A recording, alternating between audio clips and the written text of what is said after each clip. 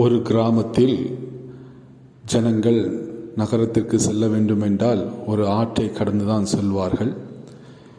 ஒரு பெரியவர் தினமும் தன்னுடைய வியாபாரத்துக்காக ஆற்றை கடந்து செல்வது வழக்கம்.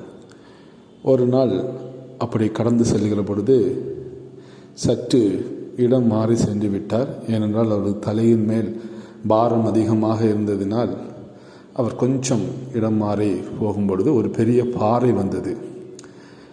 அந்த பாறையை ஏறிதான் மறுபடியும் அந்த ஆற்றை அவர் கடக்க முடியும். அப்படிப்பட்ட ஒரு சூழல். இவருக்கு பெரிய மன வருத்தம்.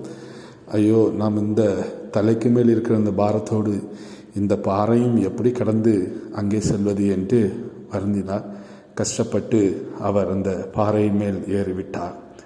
அவர் அந்த பாறையின் மேல் ஏறு முடிக்கவும் திடீரென்று பெரிய வெள்ளம் வந்தது.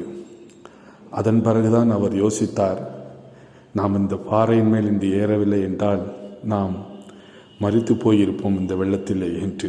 ஆம், சில நேரங்களிலே சில தடைகள் நம்முடைய வாழ்க்கைக்கு அது ஆசீர்வாதமாக கூட அமையலாம்.